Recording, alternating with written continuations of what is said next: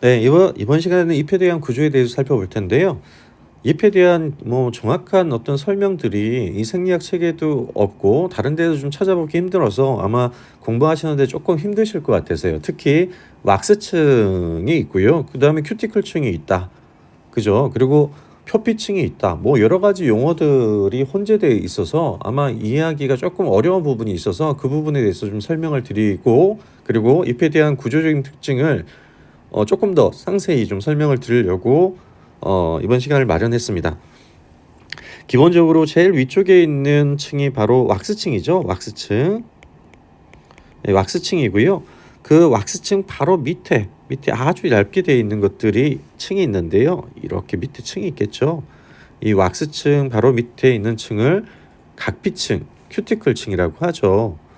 큐티클 층이라고 얘기합니다.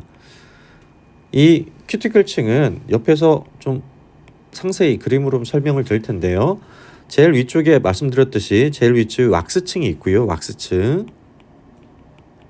왁스층이 바로 밑에 이 왁스층과 왁스와 그리고 큐틴이라는 물질이 같이 섞여 있는 층이 생깁니다.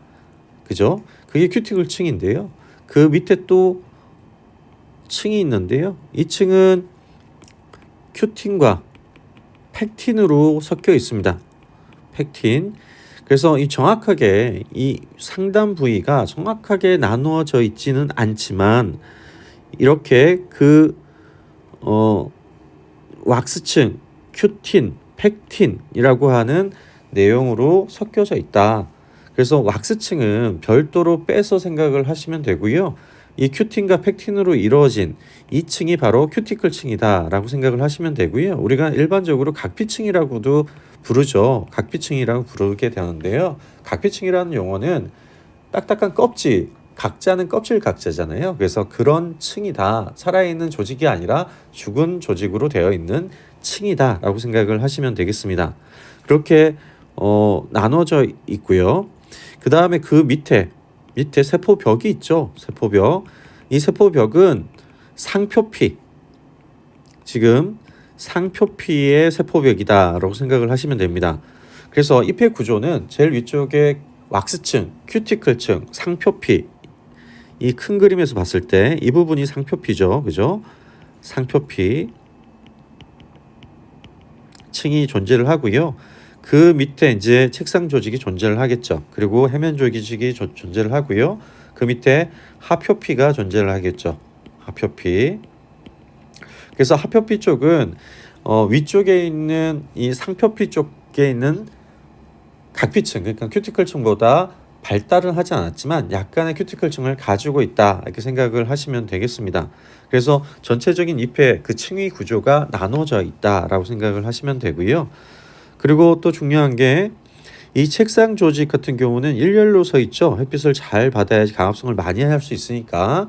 그런데 또한 강합성을 하려면 이산화탄소를 받아들여야 되잖아요. 그리고 또 한 가지는 산소를 통해서 세포이기 때문에 호흡을 해야 되기 때문에 이 산소를 받아들여야 됩니다. 그러기 위해서는 이 세포와 세포 사이에 약간의 간극이 있어야 됩니다.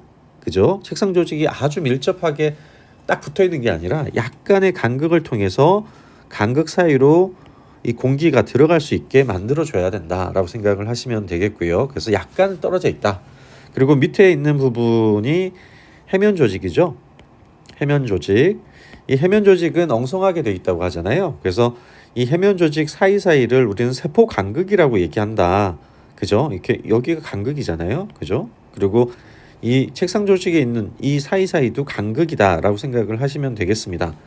이 세포 사이와 세포 사이, 특히 책상 조직의 세포와 세포 사이의 간극이 생기기 때문에 이것들을 잡아주는 역할을 하는 게 바로 또 칼슘의 역할이죠. 우리가 보면 세포벽을 이어주는 역할 누가 하나요? 칼슘이 하죠. 그죠? 어쨌든 그런 부분도 좀 같이 생각을 해보면 좋을 것 같고요.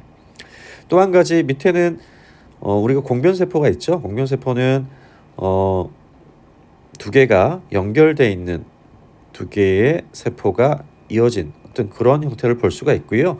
잎은 이 기공이라는 부분이 잎의 뒤쪽에 거의 대부분 몰려 있죠. 근데 상부 쪽에는 좀 적은 수량이지만 상부 쪽에도 기공이 있다. 기공이 상부에도 있다. 매우 적은 수치이지만, 그런데 또 한 가지 특징은 잎이 반듯하게 서 있는 경우, 다시 얘기하면 줄기에 잎이 붙어 있는 하봉가식물, 벽가식물 같은 경우는 기공이 양옆에 다 있다. 그러니까 다시 얘기하면 위아래 잎의 상부와 하부 쪽에 거의 동일하게 기공이 존재한다. 우리가 생각하는 일반적인 잎의 기공이 잎의 뒤쪽에 있다라고 생각을 하는데요. 이런 벽가식물 같은 경우는 양쪽에 일반적으로 비등비등하게 기공이 존재한다. 뭐 그런 부분도 좀 알고 계시면 좋겠죠. 또 한 가지 중요한 것은 잎의 뒤쪽에 이렇게 잎의 뒤쪽이 있죠, 그죠? 이 뒤쪽에는 채관이 존재하죠, 채관, 그죠? 바깥쪽에. 그리고 이 안쪽에 이게 물관입니다. 물관이 위쪽에 존재한다, 아래쪽에 채관이 존재한다는 것도 좀 알아두셔야죠. 우리가 보면 강합성을 하는데 필요한 게 물이잖아요. 그래서 물이 책상 조직과 가까이 있다. 그리고 채관은 아래쪽으로 내려가 있다. 이렇게 생각을 하시면 되겠습니다. 그래서 바깥쪽에 채관이 있고 안쪽에 물관이 있다. 그렇게 생각을 하시면 좋겠습니다.